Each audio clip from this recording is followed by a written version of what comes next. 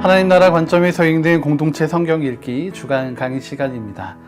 이번 주간에 읽을 말씀을 미리 살펴보고 또 집중하고 생각해야 할 부분들을 살펴봅니다. 이번 주간에 우리는 누가복음을 함께 읽어가게 됩니다. 누가복음은 세 번째 복음서입니다. 같은 복음의 이야기를 서로 다른 배경의 사람들의 기록으로 보다 입체적으로 확인할 수 있게 합니다. 특별히 누가복음서는 이방인이 이방인을 위해 쓴 복음서라는 것에 아주 중요한 의미가 있습니다. 우리도 역시 이방인으로서 이방인들을 위한 복음서로 이 땅에 살아가야 함을 기억하시면서 우리가 함께 누가복음을 읽어가시기 바랍니다. 먼저 수신자에 대해 함께 나눕니다. 누가복음은 사도행전과 연결되는 하나의 묶음과도 같은 책입니다. 이 두 권에는 같은 수신자가 있습니다. 바로 데오빌로라는 사람입니다.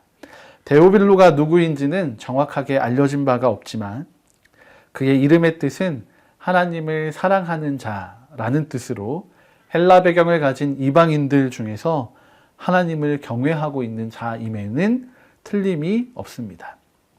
그런데 데오빌로에게 이 책이 쓰여진 것은 그에게 또 그리고 그와 같이 하나님을 경외하는 이방인들에게 하나님 나라와 예수님의 구원의 이야기가 전해져야 했기 때문입니다.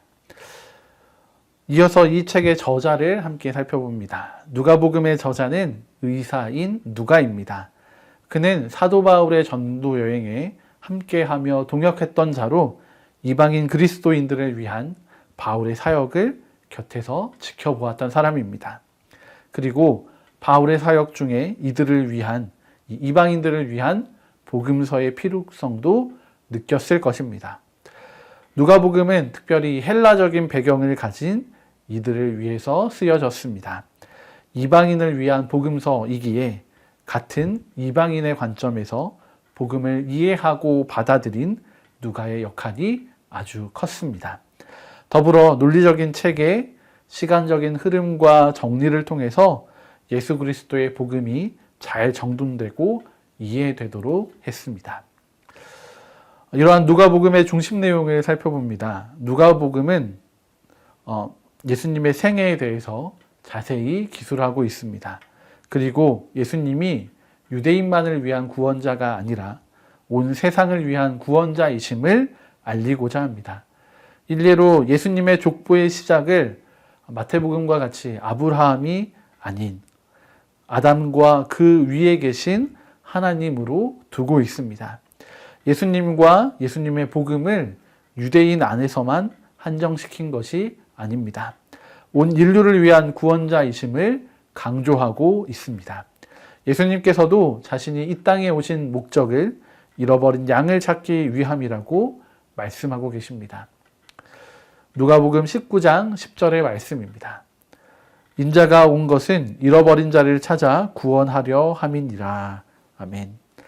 누가는 예수님의 구원의 사역을 통하여서 이방인들에게 하나님의 나라를 누리도록 합니다. 이는 단순히 복음을 알고 믿는 것으로 그치지 않고 복음의 삶을 살아감으로 증인의 삶을 살고 또 이 증인들을 통해 하나님의 나라가 확장되는 것을 기대하는 것입니다. 이 누가복음엔 특별한 특징이 있는데 바로 비유를 통해서 전달된다는 것입니다. 누가복음에는 다른 본문보다 더 많은 비유를 통하여 예수님의 말씀이 전달됩니다. 비유가 많이 등장하는 이유는 더 명확하고 확실한 이해를 돕기 위함입니다. 누가복음에는 다음과 같은 비유가 등장합니다. 4가지 시의 비유, 자비를 베푼 사마리아 사람의 비유, 또 큰 잔치의 비유, 망대의 비유, 화친을 청하는 임금의 비유, 잃은 양의 비유, 잃은 드라크마의 비유, 잃은 아들의 비유, 옳지 않은 청지기의 비유, 과부와 재판장의 비유, 바리새인과 세리의 비유, 열 문화의 비유, 포도원 농부의 비유가 등장합니다. 유대적인 배경이 담겨있는 다른 가르침보다는 이러한 배경이 없는 이방인 그리스도인들에게는 일상적인 일반적인 상식 수준에서 이해 가능한 이런 비유가 더욱 효과적으로 작용합니다. 게다가 비유 이후에 더해지는 예수님의 설명을 통해서 이방인들은 복음을 더욱 풍성하게 느끼고 받아들이게 되었을 것입니다. 이번 주 우리가 누가복음을 읽으면서 집중해야 할 것은 우리를 위한 예수님의 구원이 시작되고 마치는 모든 순간입니다. 우리를 향한 예수님의 사랑을 하나도 놓치지 마시기 바랍니다. 그리고 알므로만 그치는 것이 아니라 예수님의 사랑과 하나님의 은혜를 전하는 믿음의 삶을 살아가시기 바랍니다. 그렇게 하나님의 나라를 삶의 현장에 이루어 나가시는 공동체 성경 읽기가 되기를 소망합니다.